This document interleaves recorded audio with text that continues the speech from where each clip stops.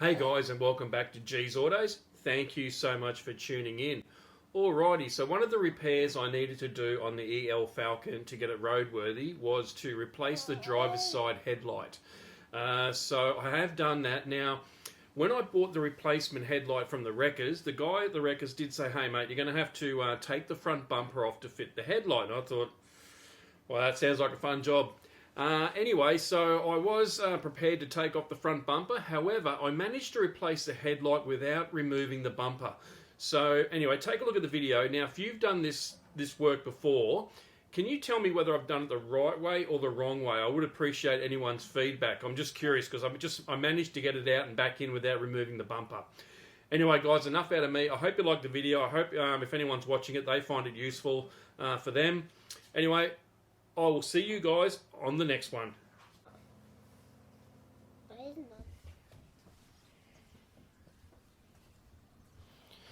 Alright, so I want to remove the front bumper on the EL. I want to replace that headlight there. So I'm just going to go through the process on how to remove this front bumper.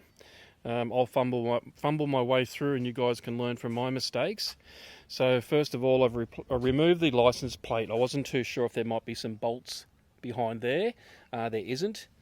So what I'm going to do now is just remove this cover here and see what's behind there.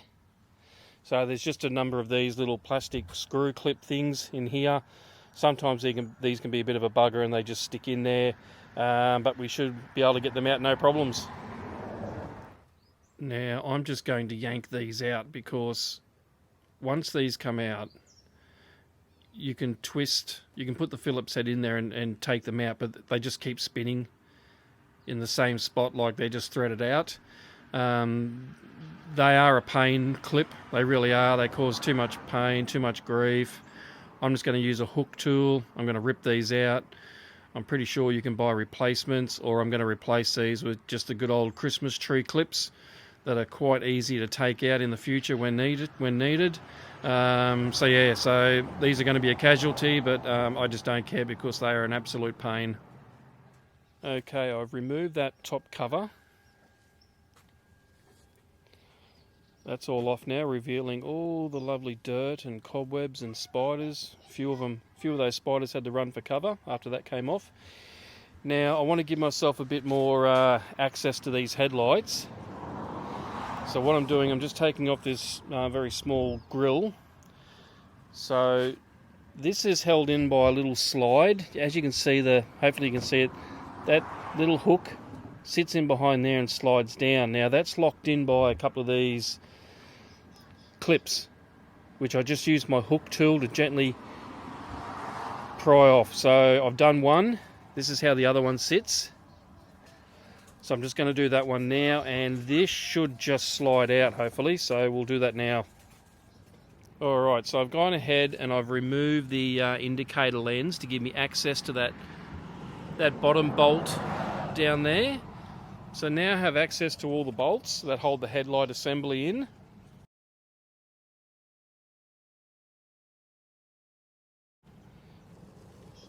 So I'm going to go through and take all those out now. A couple of the spiders aren't happy. There's one, little one.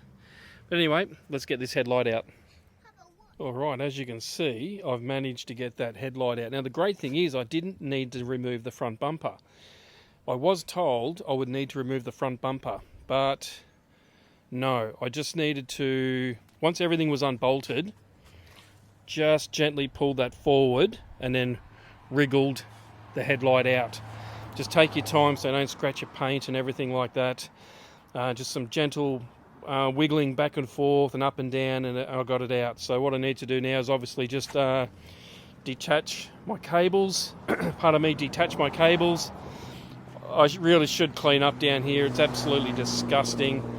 And pop that headlight back in. Now in regards to that bottom 10mm, that one just down there, oops, I didn't quite have the right tool, so I just persevered with a very small 1/4 inch drive 10mm socket, but got the job done. Alright, so here is my replacement headlight that's going into the car, and as you can see, it's equally as dirty as the original, so I'm going to give this a good clean up now before putting it back in. Alright, so I've connected the new headlight and put the lights on just to make sure that the bulbs in the replacement headlight are working, and just double check the passenger side as well, so that's all good.